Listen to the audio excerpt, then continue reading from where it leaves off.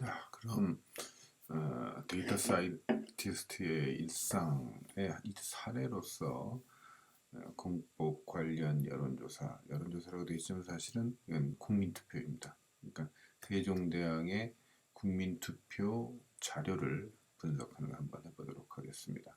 예로 들어보도록 하겠습니다. 여기 이렇게 보시면 그다음 테이블이나 현재 우리들이 보는 이제 그런 분류표처럼 되어 있는데 이게 이제 사실 여기 보시면 조선왕조실록에 이게 49권, 9권, 그러니까 세종 12년 8월 1440년, 이렇게 우리 양력으로 치면 1430년 도에 있었던 그해 8월 10일, 이거 이제 음력입니다. 음력 8월 10일에 공법에 대한 여러 인원을 갖추다. 그래서 그 내용에 보면 서울이라는 지명이 있고, 그 다음에 안수산이라는 분 등등등등등이 어떻게 쭉 보면 어디가 있더라. 뭐 등등등 동지총재 박초 여기 산품위와 현재 재직 중에 있는 259명, 전함 439명. 자, 그 현재 재직 중이라는 그 클래스 자체의 계급이 하나 나왔고요. 그 전직이라는 계급의 분류에 속하는 259명, 443명 등이 그 사람들은 표를 찬성에다 찍었다는 얘기죠.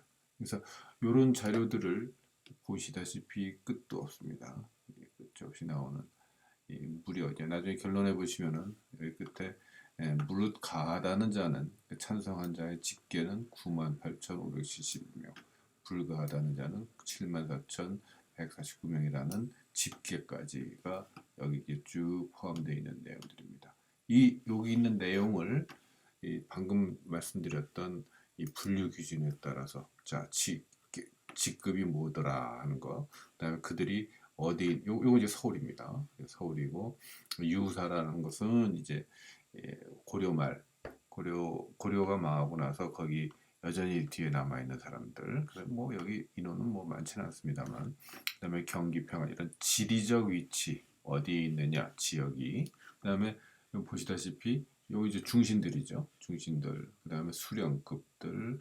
그다음에 여기 이 대신등인데 요 상품 이하의 현직 전직을 구별해 놓은 걸 보실 수 있습니다. 그렇게 구분한 것들 한 사람들에 대해서 대신들의 경우 보면은 90.2%가 반대를 했고 현직들은 한 60%가 반대. 근데 반면에 전직들은 80% 정도가 찬성을 하고 있습니다. 수령들의 찬반, 그 다음에 수령대 찬반은 이제 지역별로 이제 구분이 되고, 또 품관 촌민 일반 백성들입니다. 백성들의 찬반에 대해서도 지역별로, 그래서 전체 합계에 대해서도 지역별로 나올 수 있는 이러한 과정들을 이 데이터로부터 그 일반 보고서에서 찾은 이 데이터들을 어떻게 분석하는지를 알아보도록 하겠습니다. 그렇게 하기 위해서 자, 여론조사가 되는데 아까 누차 말씀드린다. 이건 국민투표였습니다. 왜 그런가? 자, 먼저 제 시작은 세종 9년. 세종 9년이 어떤 해인가 하면은 태종이 대체로 섭정 같은 걸 하다가 좀 손을 놔주기 시작한 게 세종 4년. 그 4년. 그리고 이게 몇 년도더라? 태종이 이제 돌아가시는 게 세종 7년인가 뭐 그렇죠. 그러고 나서 몇 년 지나서니까 지금은 세종이 비로소 완전히 독립해서 서 있는 스스로 다스리는 그런 시기입니다. 그러면서 이제 가장 크게 그 평생 그러니까 32년인가 이렇게 집적을 하죠. 왕 노릇을 하죠. 32년 동안 꾸준히 추진했던 일이 세법을 정비하는 일이었습니다. 그래서 인정전에 나아가서 문과 책문이라는 건 뭐냐면 정책을 묻다는 거죠. 정책을 물어보는. 그래서 이제 제목을 출제를 했는데 출제한 제목이 뭐냐면은 공법을 사용하면서 이른바 좀 좋지 않은 개선점이 있다면 어떻게 해야 되겠느냐. 공법이 뭐냐? 그러니까 이 자기가 보기에 다스림은 결국 백성들을 사랑하는 것밖에 앞서는 게 없는데, 실제 우리가 백성과 하는 것은 결국 백성한테서 취하는 제도가 있을 뿐이니 이걸 어떻게 공평하게 하겠느냐. 그래서 백성에게 취하는 게 이 세금 제도밖에 없는데 매번 지금 우리가 하는 방식은 소위 손실다pon법이 아니냐. 손실다pon법의 이제 문제점을 워낙 잘 알기 때문에 그래서 이 손실다pon법이 아닌 이 소위 공법으로 그러니까 정률법이죠. 그러니까 이 땅은 이 땅에서는 평균적으로 어느 정도 소출이 있으니 그것의 몇 퍼센트를 내도록 한다 하는 그런 정률법을 좀 사용해야 되겠다 하고 이제 개선 방안을 이제 요구했던 겁니다. 그런데 이 대상이 뭐 지금 이제 그 대화를 나누기는 대상들이 아까 잠깐 보여드렸던 것처럼 그 중심들은 그 기득권층들이고 아주 기득권이고 그래서 그 세금 제도 바꾸는 걸 원하지 않죠. 원하지 않다 보니까 그럼 거의 무시한다고 그래야 되나요? 이게 조선조의 재정 이게 조용조에 대한 설명입니다. 조용조 뭐 세는 어떻게 걷는 거고 그다음에 역이라 용은 역에 해당하는 것에서 병역은 어떻게 치르고 그다음에 부역은 어떻게 하는 거 조는 이게 특산물들 그래서 이거는 사람들한테 부과하는 게 아니라 그 집을 대상으로 호구를 대상으로 토산물이다 하는 그런 얘기. 근데 그다음 그게 1년이 지나도록 별 반응이 없었는지 이 공법을 시행하면은 이런 문제점이 있을 것 같긴 하다. 어쨌으면 좋겠냐 했더니 좀 이 수손급손법이라고 이제 그 손실다pon법이 이게 좀 공평하지 못하니까 좀 공법은 그대로 흉내를 내되 그이각 고을로 하여금 풍흉을 살펴서 3등으로 그러니까 상중하 정도로 나눠서 아래게 하고 세율을 징수하면 어떻겠느냐.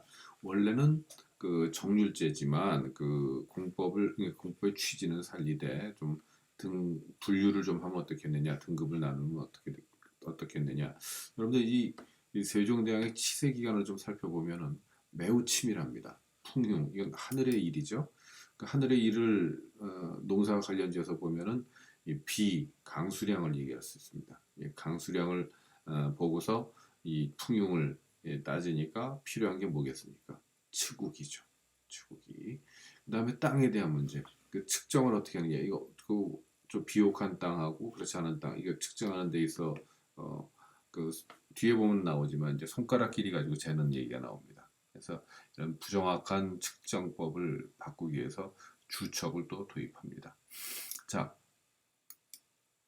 이 손실다pon법에 따른 그 세율은 10분의 1 세제에 대해서 뭐그 수확량 뭐 등등등 요건 잠깐 보십시오. 보시고 이런 제도를 썼었다. 근데 또 1년이 지났는데 뭐 반응들이 없었는지 딴 얘기하다가 이거 뭐 혹시 신기전 같은 영화를 보시면 알겠지만 거기 명나라에서 우리나라에 요구했던 그 특산물 중에 곡물 중에 제일 그 지네들 많이 가져가고 좀 좋아하는 게 뭐냐면은 매입니다. 매를 좀 몇 마리 갖고 와라 그러는데 그 얘기를 한참 하다가 야 우리 저 옛날에 그 공법 얘기하지 않았냐? 아직도 정하지 못했으니 야 이거 좀 정해보자. 근데 내가 이 법을 세우면 반드시 백성들한테 후하다. 이게 세종의 확신입니다. 나라는 일도 간략해야 돼요. 서로 좋은 일 아니냐. 그래서 이제 그 지금 현재 제도 그러니까 손실다포범 하면 그 폐단이 막심해서 이 법을 갖다가 좀 일단 한 시범적으로 한번 돌려볼 때 300마리 생산되는 그런 땅에서 15말 지금 현재는 30말을 걷고 있는데 걷는다고 하는데 제대로 거치지도 않는 것 가지고 15말을 거두면 얼마나 세수가 되고 10말을 받으면 얼마나 되는지를 호조로 해서 우리 요즘 말로 하면 시뮬레이션을 좀 해봐라 이런 거죠. 근데 그 다음 말이 지금 무슨 말입니다. 신민들로 하여금 신민이에요. 백성까지 포함해서 그 신하들뿐만 아니라 그 가구를 그러니까 이런 게 이제 국민투표인 거죠. 백성들까지 다 포함해서 여론조사가 아닙니다. 야, 그랬더니 이 무서운 얘기에 대해서 자 이게 됩니다. 이게 되고 보통 우리가 8대를 한 말이라고 하죠. 이런 그 기구를 써서 측정들을 했었는데 저 어렸을 때 얘기입니다.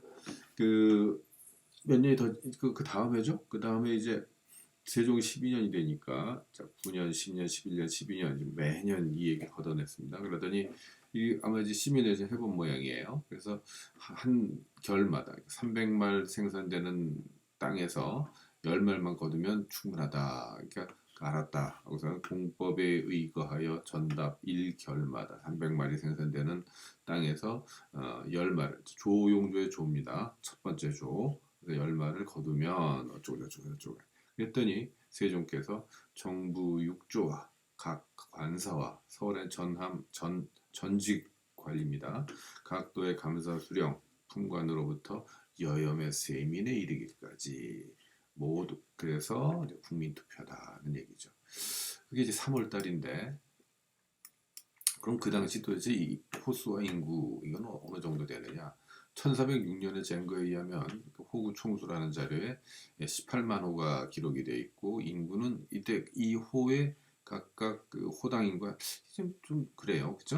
37만이라고 이제 나와 있고 1432년 바로 이 근방인데 20만 호가 기록이 되어 있고 그 중에 69만 명. 그러니까 이건 이제 세종실록 시리즈에 실려 있다고 그러는데 뭐 제가 또 다른 보충 자료들을 보면은 이게 이제 소위 호패를 찬 사람들, 호적에 올라와 있는 사람들만이기 때문에 실제 미등록된 인구를 다 합하면 뭐 한 500만 되지 않느냐 뭐 이런 얘기까지도 들은 바가 있습니다. 어쨌거나 이런 호수와 인구 이걸 이제 또 저희 같은 이렇게 데이터 사이언티스트들은 이거 보면 못 참습니다. 이걸 어떻게 일단 그리고 보죠. 어떻게 이렇게 그리고 봅니다. 그래서 이거는 이제 소위 그 아까 그 우리 데이터 사이언티스트 인트로에서 얘기했던 R로 그린 겁니다. R로 그리되 R 중에서도 이제 gg플롯이라고 그래머 그래픽스를 이제 중시하는 gg플롯 패키지로 그린 겁니다. 그래서 그리면서 좀 더 그래서 informative 그러니까 가능한 많은 정보를 제공하기 위해서 요 값들 여기 있는 값들의 x, y가 무엇인지 실제 값을 알도록 이렇게 스케일까지 눈금조차도 이 중간에 이렇게 비는 게 좀 그렇고요. 그다음에 이게 1648년까지 큰 변화가 없다가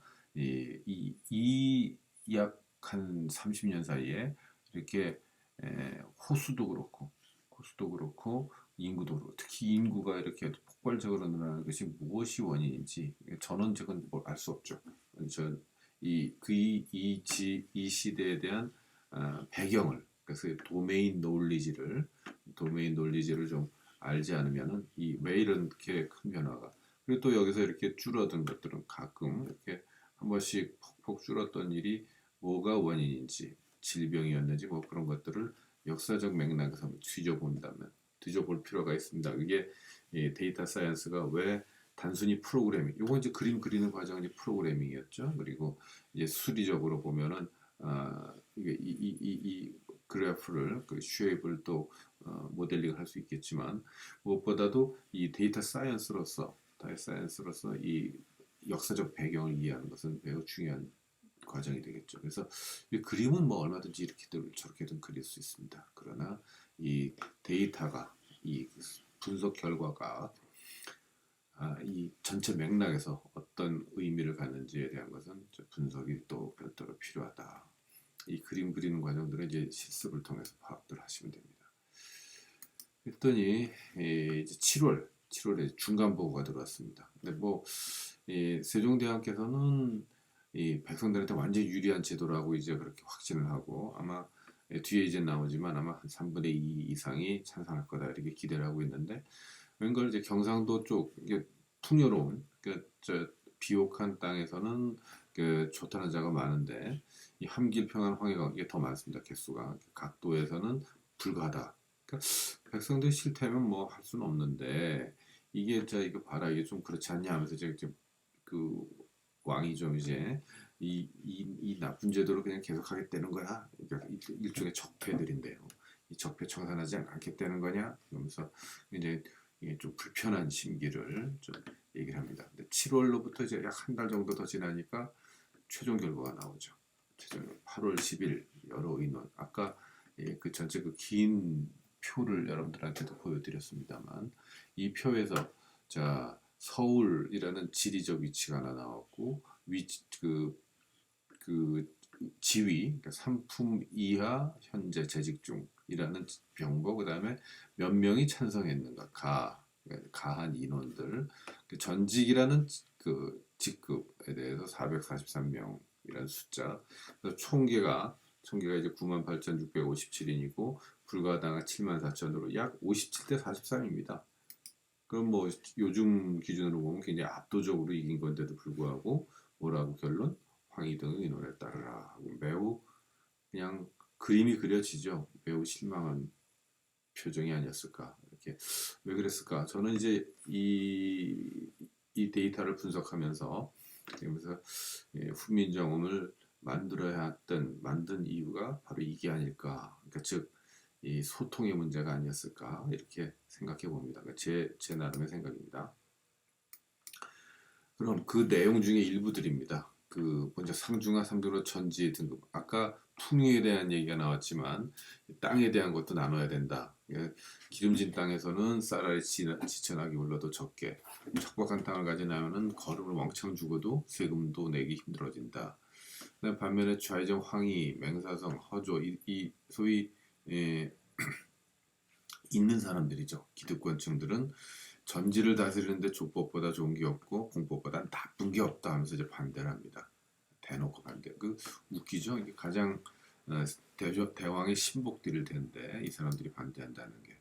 그리고 여기 또 보면은 뭐 이런저런 얘기 근데 이제 이 어떻게 측정을 했느냐 농부의 손 두 번째 손가락 즉 이 우리가 이제 뭐라고 그러지 이게 뭐야 둘째 손가락으로 10번을 재서 상전에 그 자로 삼고 이걸로 5번 그다음에 3번 가운데 손가락으로 5번 재서 중급 밭에 자로 삼고 그다음에 이 가운데 손가락으로 10번을 재서 가장 등급이 낮은 그 밭에 자로 섰다. 이게 손가락으로 했다는 게 이게 웃기잖아요. 그러니까 여기서 나온 게 뭐냐면은 주척을 정비하는 주척을 개발하게 되는 거죠.